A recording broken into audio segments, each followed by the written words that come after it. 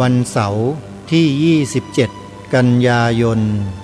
พระพุทธศักราช 2568 รายการคดีโลกคดีธรรมมาพบกับสาธุชนเป็นประจำทุกวันจันทร์ถึงวันศุกร์และวันเสาร์อาทิตย์ทางสถานีวิทยุพระพุทธศาสนาแห่งชาติคลื่นต่างๆท่านสามารถรับฟังผ่านโทรศัพท์มือถือได้โดยการดาวน์โหลดแอปพลิเคชันที่ชื่อว่าวิทยุพุทธศาสนาทั่วไทยแอปพลิเคชันดังกล่าว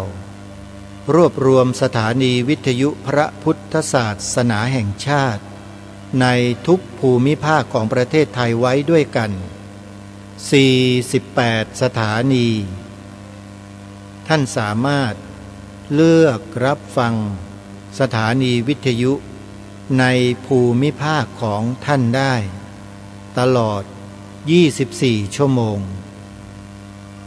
และสามารถรับฟังได้ทุกพื้นที่ของโลก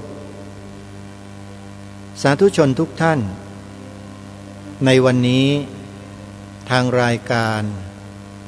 จะได้นำกำหนดการจัดงานรวมพลคนรักชาติระลึกวีรกรรมทหารกล้าและงานครบรอบ108 ปีวันพระราชทานธงชาติไทยมาเสนอต่อท่านผู้ฟังในรายการวันนี้เพื่อให้พวกเราท่านทั้งหลายได้ทราบถึงลำดับกิจกรรมของงานในวันพรุ่งนี้28 กันยายนโดยพร้อมเพรียงกันเผื่อว่าท่านที่กำลังตัดสินใจจะเดินทางไปร่วมงานจะได้ทราบขั้นตอนในเบื้องต้นด้วยกันงานเขามี2 ส่วนคือในภาคเช้าส่วนหนึ่งและภาคบ่ายส่วนหนึ่งกิจกรรมสำคัญนั้นจะไปอยู่ในช่วงบ่ายทั้งหมดส่วนช่วงเช้านั้นเป็นพิธีทำบุญตักบาตรในเวลา7 นาฬิกาเป็นต้นไป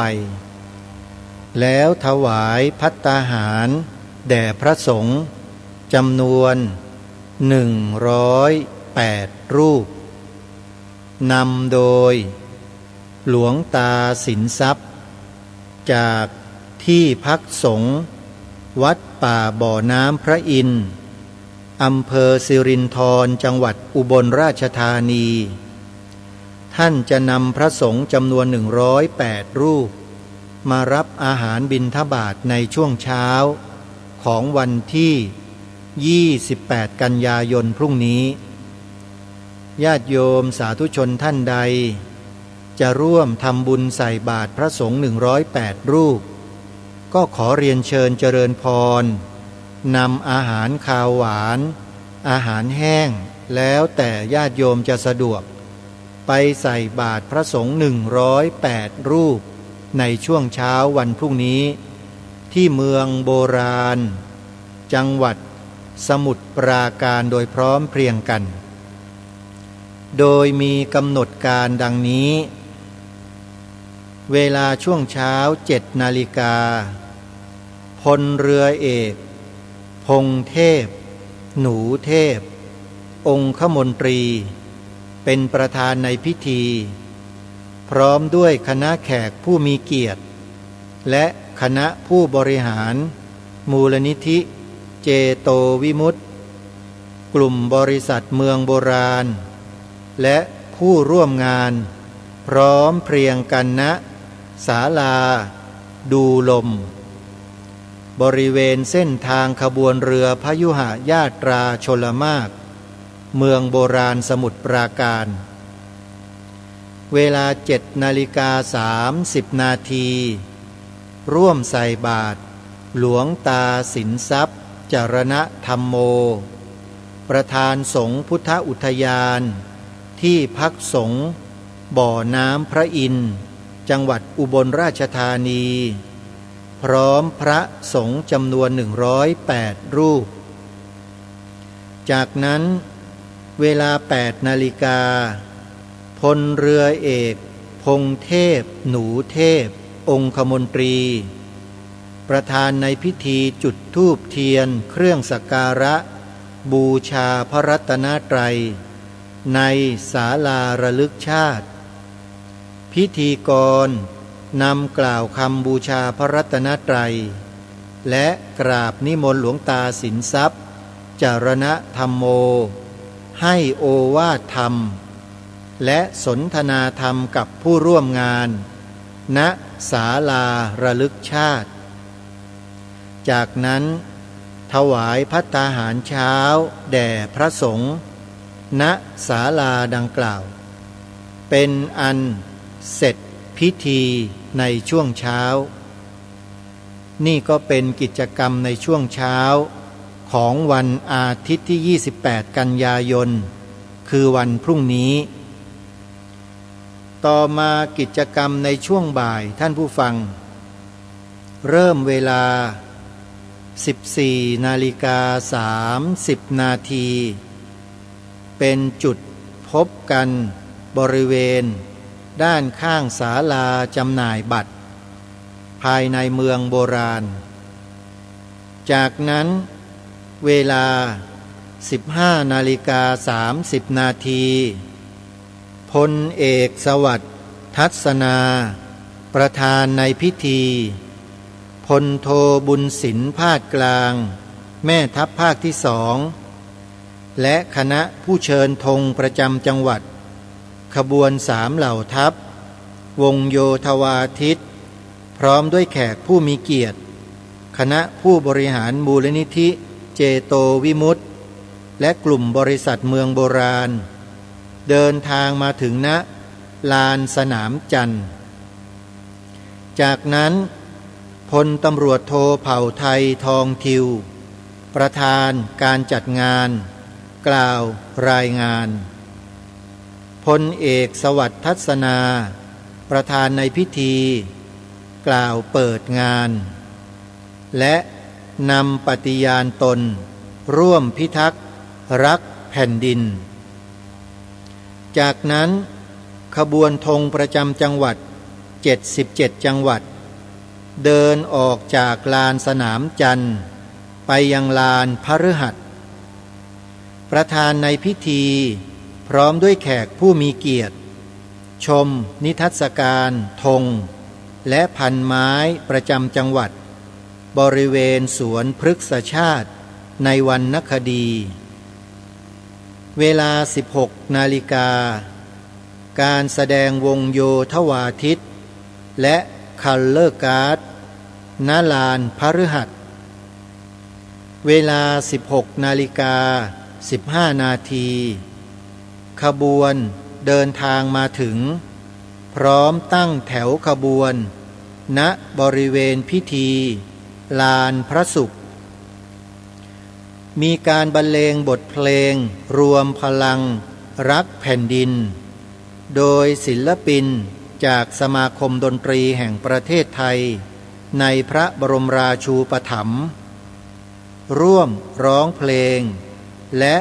ชม VTR เพลงกษัตริย์ของปวงชนนำโดย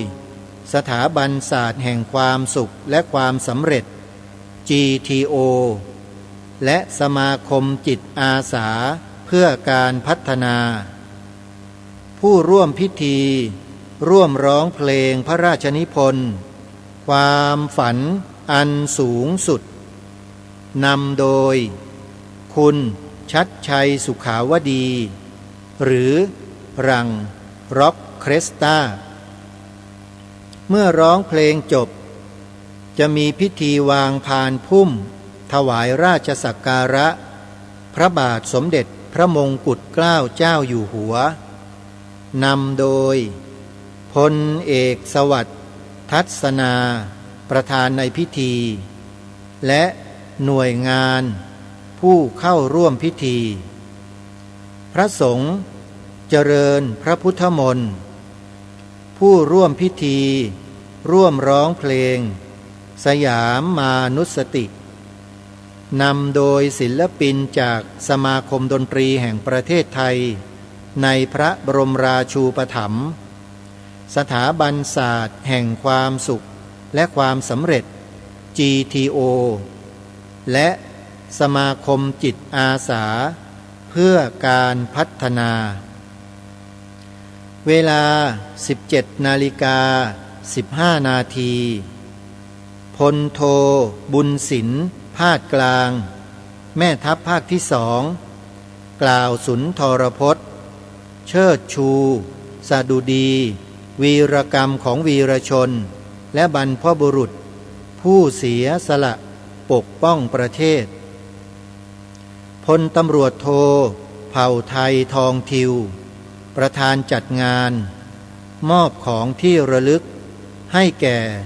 พลโทบุญสินภาคกลางแม่ทัพภาคที่สอง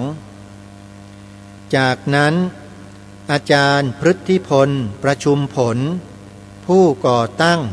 และผู้อำนวยการพิพิธภัณฑ์ธงชาติไทยกล่าวถึงความสำคัญของวันพระราชทานธงชาติไทยเวลา 17:30 นาทีคุณชัดชัยสุขาวดีรังร็อกเคสตรานำร้องเพลงรักเธอประเทศไทยจากนั้นเป็นพิธีกางธงชาติไทยผืนใหญ่ที่สุดในโลกซึ่งมีขนาดความกว้าง 42.5 เมตรความยาว63 เมตรเพื่อแสดงพลังรวมพลคนรักชาติจากนั้นเวลา 18:00 น.ร่วมพิธีร้องเพลงชาติไทยนำโดยศิลปินจากสมาคมดนตรีแห่งประเทศไทยในพระบรมราชูปถัมภ์และคุณชัดชัยสุขาวดีรังร็อกเคสตราจากนั้นเวลา 18:15 นาทีพลโทบุญสินภาคกลางแม่ทัพภาคที่สองพร้อมด้วยแขกผู้มีเกียรติคณะผู้บริหารมูลนิธิเจโตวิมุตติและกลุ่มบริษัทเมืองโบราณทำพิธีมอบธงชาติผืนใหญ่ที่สุดในโลกให้แก่พลเอกสวัสดิ์ทัศนาในฐานะประธานคณะกรรมาธิการทหารและความมั่นคงของรัฐวุฒิสภา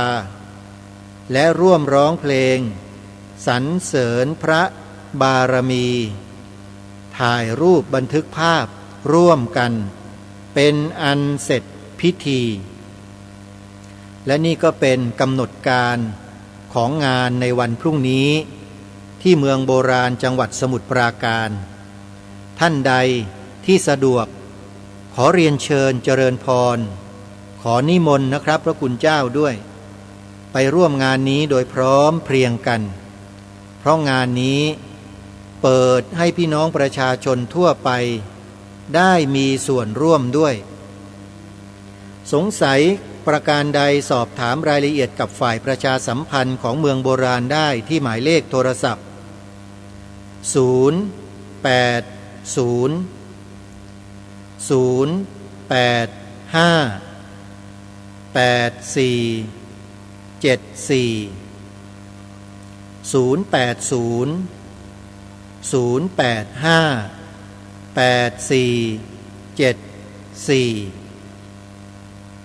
ท่านสาธุชนผู้ฟังทุกท่าน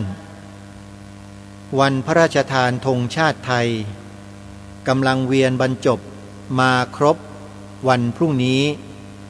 28 กันยายนผู้ทรงพระราชทานธงชาติไทยผืนนี้ให้แก่พวกเราชาวไทยไว้น้อมรำลึกถึงความเป็นไทยความเป็นเอกราชหนึ่งเดียวในแถบอินโดจีนแห่งนี้ขอให้เราทุกท่านจงร่วมกันน้อมรำลึกถึงพระมหากรุณาธิคุณพระองค์ผู้ทรงพระราชทานธงผืนนี้ให้แก่พวกเรา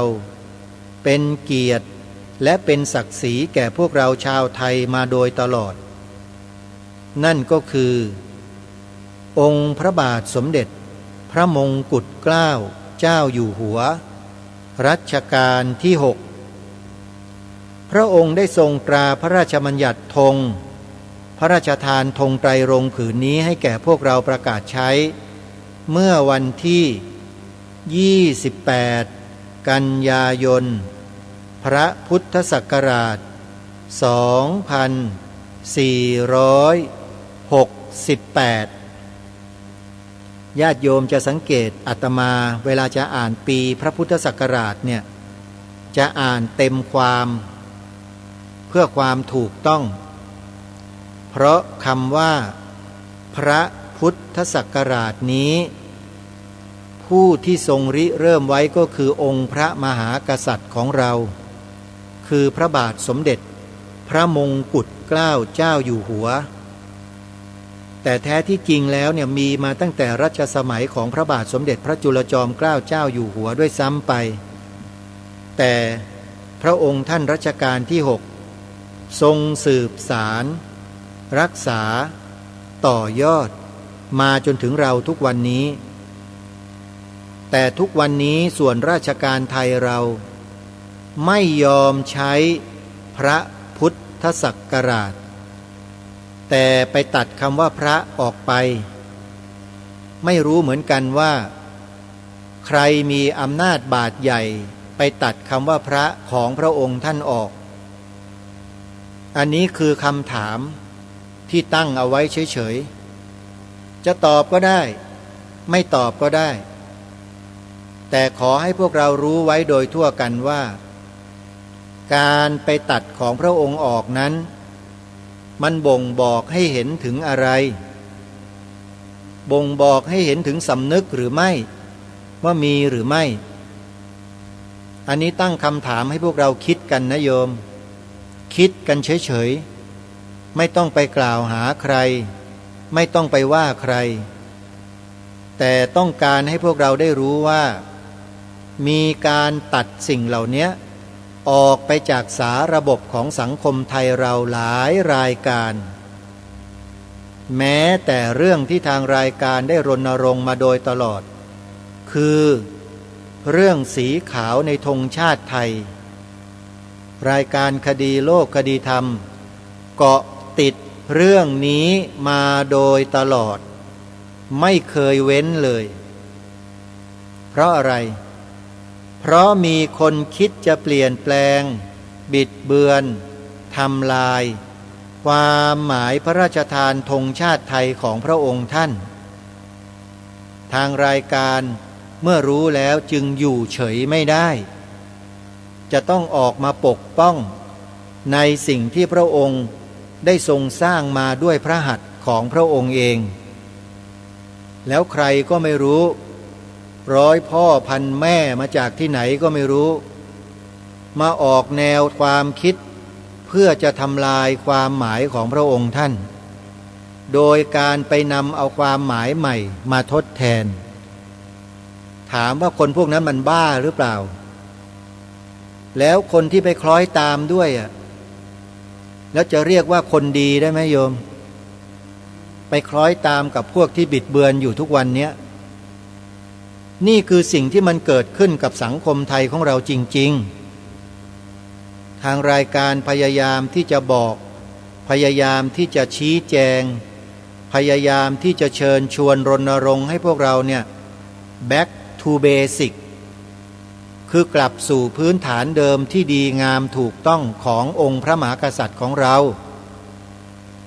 การทำหน้าที่อย่างเนี้ยมันผิดตรงไหนถามหน่อยสิใครไม่พอใจมั่งก็มีแต่พวกกบฏเท่านั้นแหละที่มันไม่พอใจจริงไหมท่านผู้ฟังว่าจริงไหมถ้าเป็นคนไทยที่มีความจงรักภักดีเขาก็อนุโมทนายินดีด้วยแต่ใครที่ไม่เห็นด้วยไม่พอใจกับสิ่งที่ทางรายการได้นำเสนอรณรงค์นั่นก็หมายความว่าคุณห่อหมกกับพวกกบฏนะสิและอย่างเนี้ยจะอยู่กันได้ไหมล่ะจะอยู่ร่วมกันต่อไปได้ไหม ถ้าไม่แก้ไขพฤติกรรมของตนเองในข้อนี้อยู่ด้วยกันได้ไหมมันก็อยู่ได้นั่นแหละแต่อยู่กันลำบากนิดนึงพวกคุณก็ต้องถูกคนไทยที่จงรักภักดีอย่างถูกต้องแท้จริงเนี่ยเขาก็จัดการพวกคุณกันเองนั่นแหละแต่จะจัดการกันยังไงแบบไหนนั้นอันนี้ไม่ทราบเพราะไม่ใช่เป็นคนไปดำเนินการ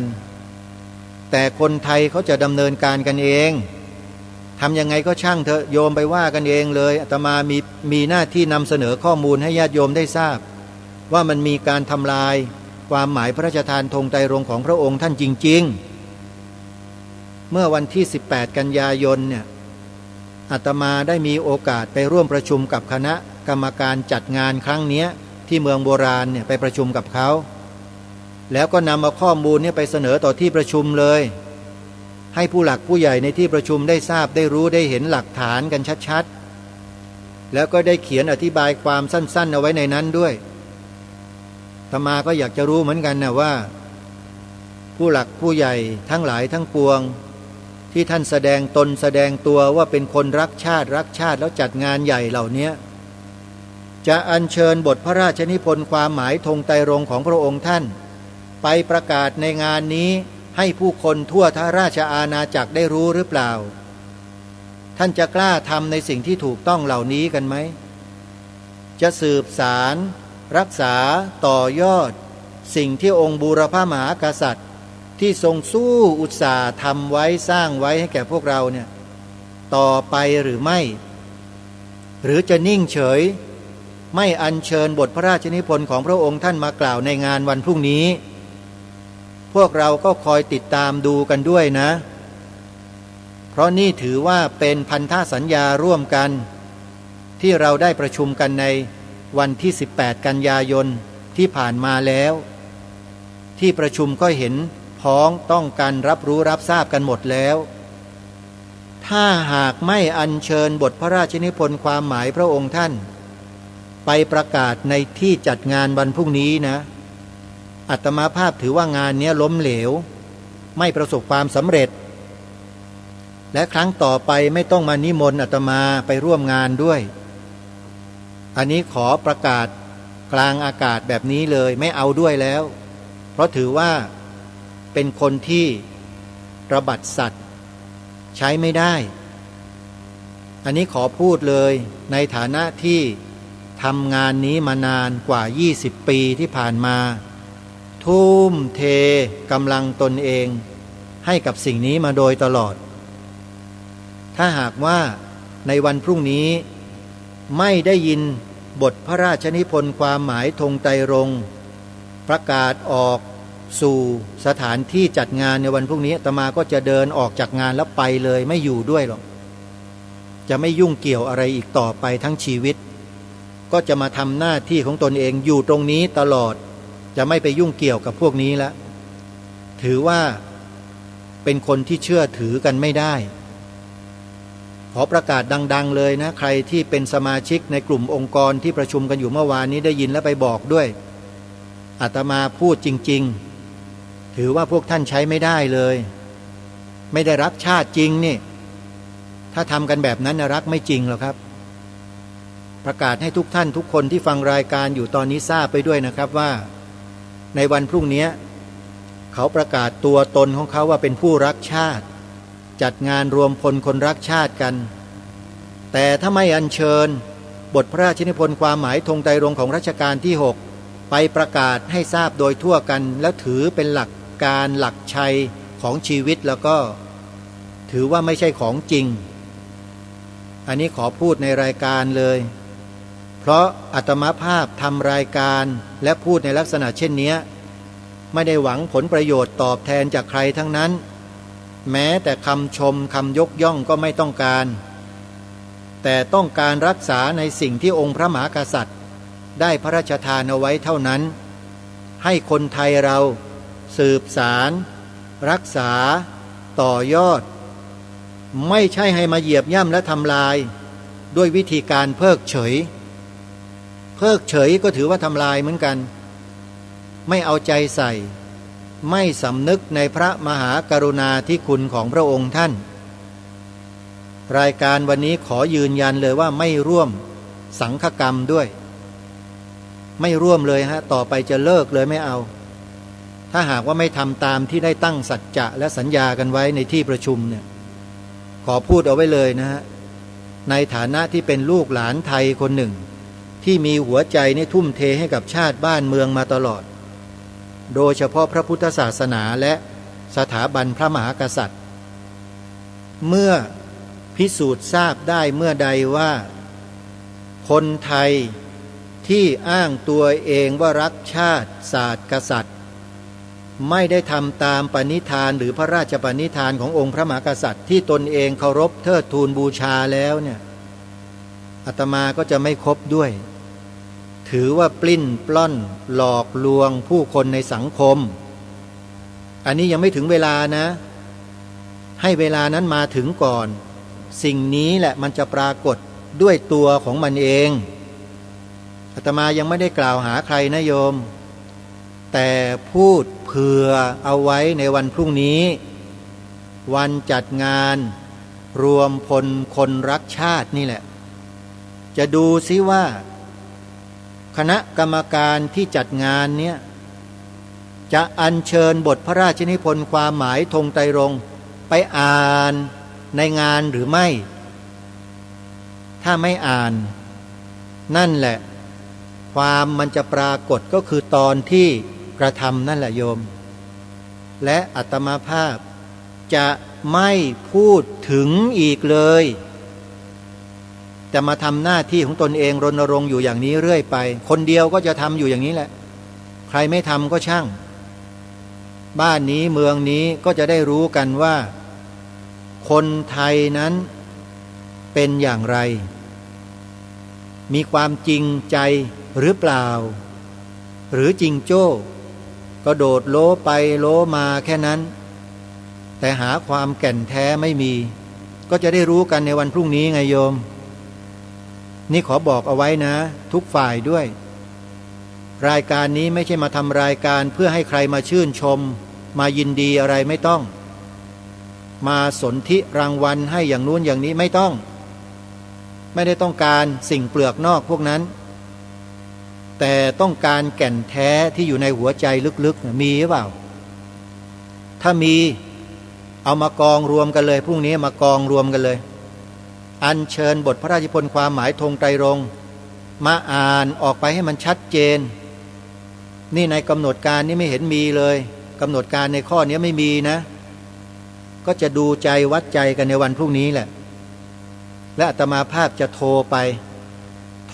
บอกผู้หลักผู้ใหญ่ที่อาตมารู้จักเนี่ยเพียงท่านเดียวนี่แหละจะย้ำกับท่านเพียงครั้งเดียวนะว่าถ้าไม่อัญเชิญบทพระราชนิพนธ์ความหมายธงไตรรงค์ประกาศออกในที่ประชุมใหญ่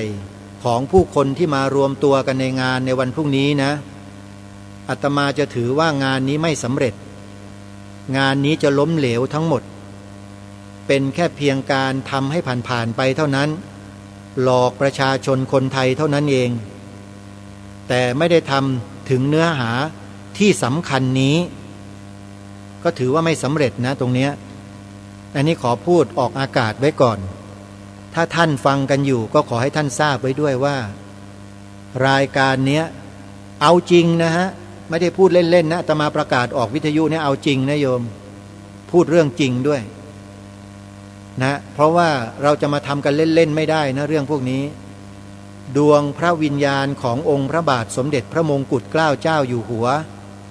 ทรงคอยทอดพระเนตรและทรงฟังพวกเราอยู่วันพรุ่งนี้แหละจะได้รู้กันว่าหมู่หรือจ่า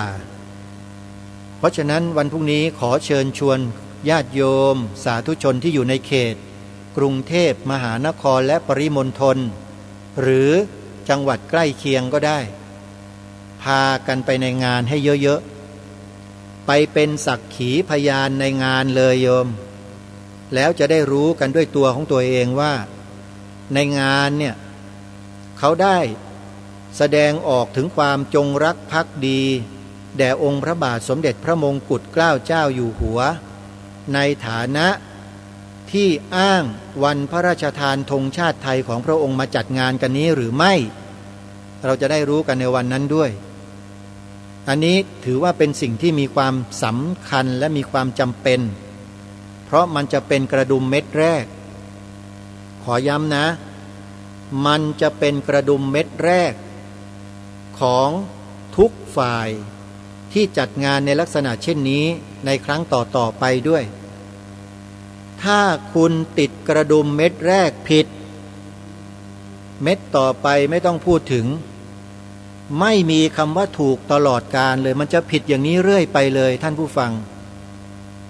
เหมือนกับหนังสือคู่มือธงไตรรงค์ธรรมรงค์ไทยที่ภาครัฐจัดทำขึ้นมาแล้วมีข้อความบิดเบือนบทพระราชนิพนธ์ความหมายธงไตรรงค์ของพระองค์ท่าน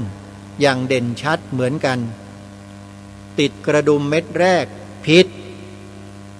แล้วทำให้เยาวชนไทยจำนวนมากมายที่เข้าไปแจกหนังสือทั่วประเทศติดกระดุมให้กับประเทศนี้ผิดทั้งหมดเลยมาโดยตลอดอาตมาภาพเคยให้ญาติโยมไปสอบถามลูกหลานของญาติโยมที่จบมาจากโรงเรียนน่ะไม่ว่าจะชั้นไหนปีไหนก็ตามไปถามเขาดูดิถามเลยว่าบทพระราชนิพนธ์ความหมายธงไตรรงค์ของพระบาทสมเด็จพระมงกุฎเกล้าเจ้าอยู่หัวรัชกาลที่6พระองค์พระราชนิพนธ์ไว้ว่าอย่างไรโยมไปถามดูเด็กมันจะตอบกันได้ไหมอาตมาขอพูดนั้นที่นี้เลยนะท้าทายเลยนะเด็กเหล่านั้นตอบไม่ได้สักคนหนึ่งในประเทศทั้งแผ่นดินเนี่ยไม่มีใครตอบได้สักคนหนึ่งเชื่อไหมว่าไม่มีที่ไม่มีเพราะไปรับเอาข้อมูลผิดจากหนังสือเล่มดังกล่าวที่ว่ามาเมื่อกี้นะที่บิดเบือนความหมายพระราชทานธงไตรรงค์ของพระองค์ท่านเด็กไปรับเอาข้อมูลเหล่านี้ไปเต็มเลยทั้งประเทศแต่ข้อมูลที่ถูกต้องไม่มีใครป้อนให้เด็กเลยแม้แต่นิดเดียวนี่ไงคือความอัปยศของประเทศไทยของเราที่กระทำกันอยู่รายการนี้จึงมารณรงค์ในเรื่องนี้โดยเฉพาะทำไมล่ะก็เพราะธงชาติไทยนี้คือสัญลักษณ์ของความเป็นไทยเป็นเอกราชของชาติไทย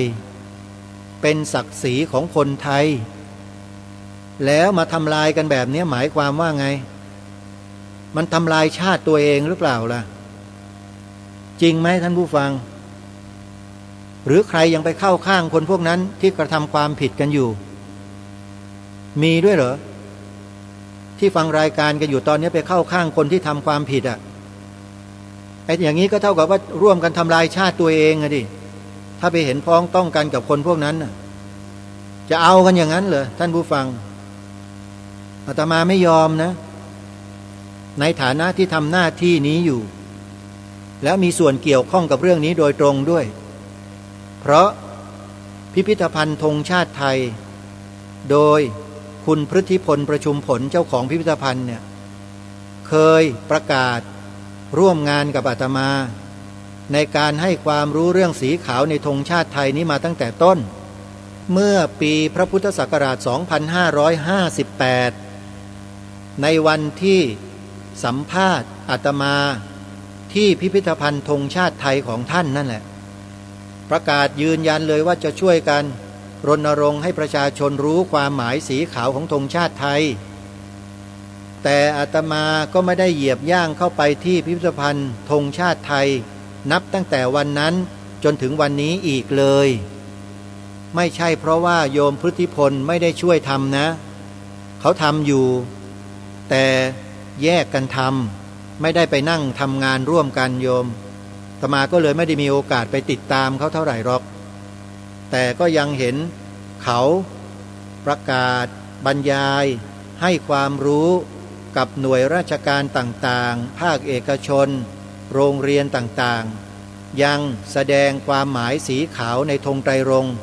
เป็นไปตามพระราชนิพนธ์ของล้นเกล้ารัชกาลที่6อยู่ก็ถือว่าโยมพฤทธิพลประชุมผลเนี่ยยังไม่ได้เป็นฝักฝ่ายเดียวกันกับพวกกบฏก็ยังดำเนินรอยตามเบื้องพระยุคลบาทของพระองค์ท่านอยู่แต่ ยังไม่ชัดถ้อยไม่ชัดคำอาตมาพูดได้แค่นี้แหละเดี๋ยวโยมพฤติพลประชุมผลคนเนี้ยจะไปบรรยายให้ความรู้เรื่องวันพระราชทานธงชาติไทยในงานนี้ด้วยวันพรุ่งนี้ตอนเย็นๆโยมลองติดตามฟังดูในงานได้เลยอาตมาภาพก็จะอยู่ในงานนั่นแหละก็จะมีโอกาสได้ติดตามสถานการณ์บันทึกเหตุการณ์ไปด้วยแล้วจะนำเอาบรรยากาศเหล่านั้นเนี่ยมาถ่ายทอดในรายการคดีโลกคดีธรรมให้พวกเราได้สดับรับฟังกันในวันที่30กันยายนตามที่ได้ประกาศให้ท่านผู้ฟังได้ทราบกันไปแล้วล่วงหน้าว่าหลังจากงานนี้28กันยายนเนี่ยข้อมูลเสียงบันทึกเหตุการณ์ของวันที่28เนี่ยจะนำมาถ่ายทอดให้ท่านผู้ฟังฟังกันในวันที่30กันยายนเป็นต้นไป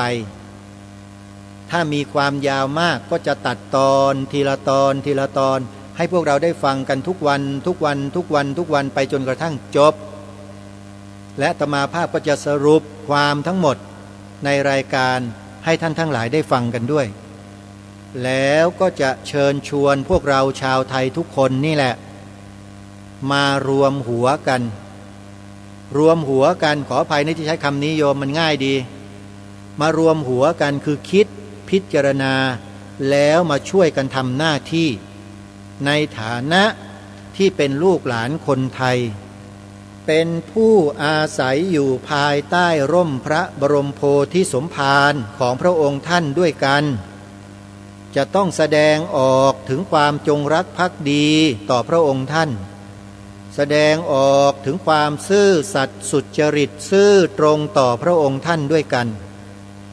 ใครจะมารวมกันก็เชิญได้ภายใต้องค์กรที่อาตมาภาพจัดตั้งขึ้นรองรับไว้ที่มีชื่อว่าสภา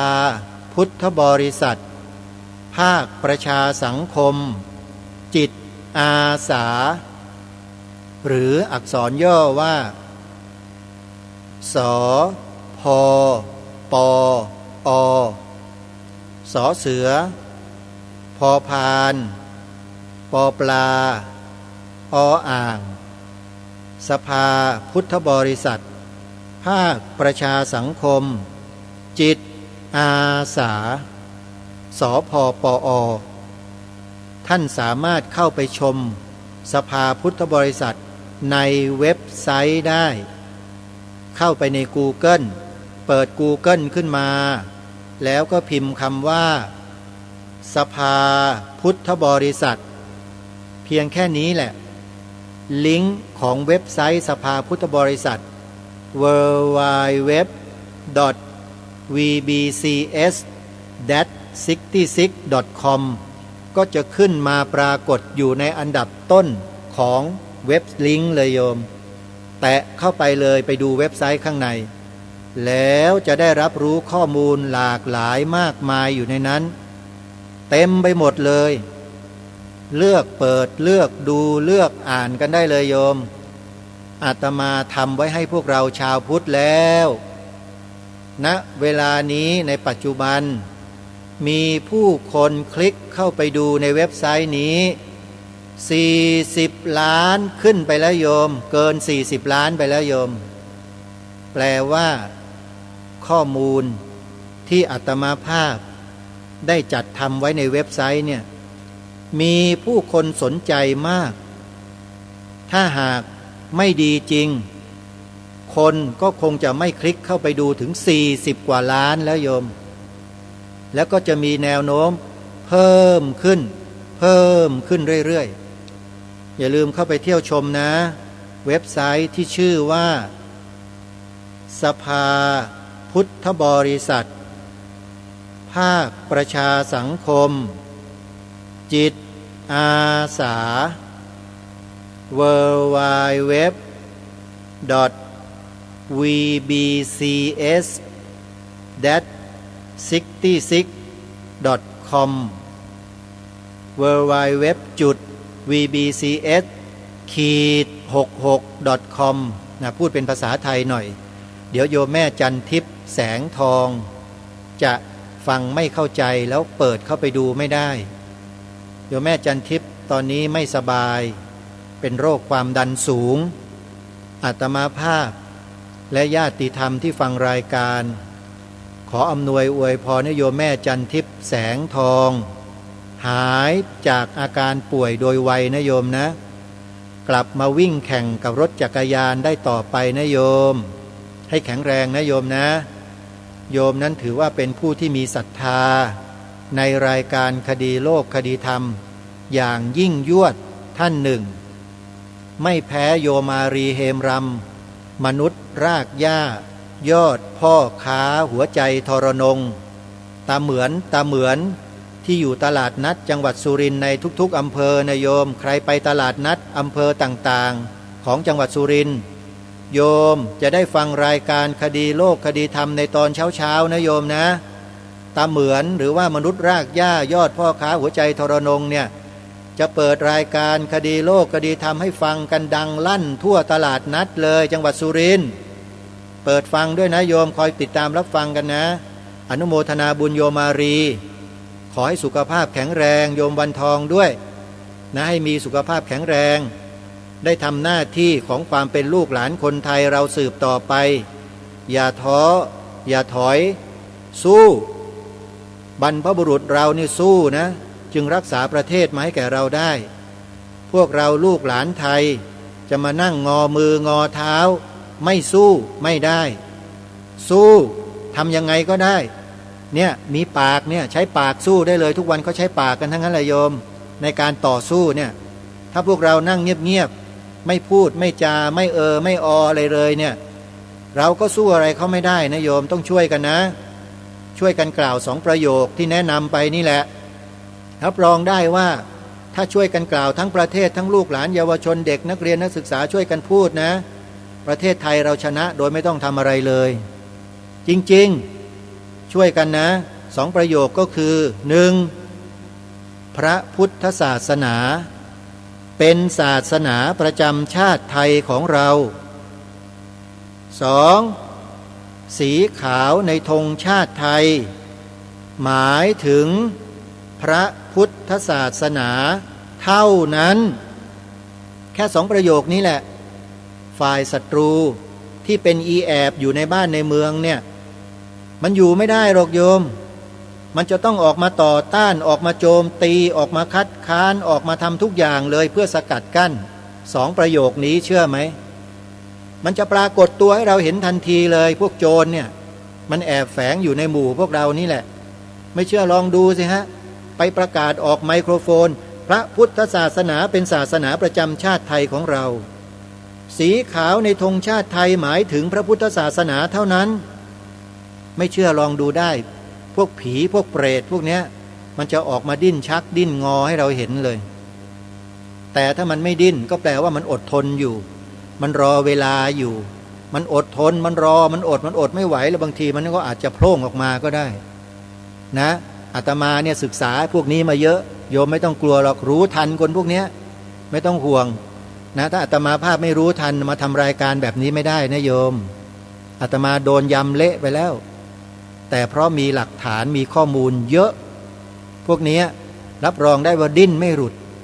นะโยมอารีช่วยกันต่อไปโยมอาตมาเนี่ยซึ้งใจญาติโยมนะที่ช่วยกันสนับสนุนส่งเสริมอาตมาให้ได้ทำหน้าที่นี้แล้วจะขอทำหน้าที่นี้ต่อไปไม่มีกำหนดหมดเวลาญาติโยมต้องขอสมมุติยุติไว้แต่เพียงเท่านี้แล้วไปพบกันที่เมืองโบราณจังหวัดสมุทรปราการในวันพรุ่งนี้28กันยายนขอความสุขความสวัสดีในธรรมแห่งองค์สมเด็จพระบรมศาสดาสัมมาสัมพุทธเจ้าจงปรากฏเกิดมีขึ้นในจิตใจของท่านผู้ฟังทุกท่านทุกคนเทินขอเจริญ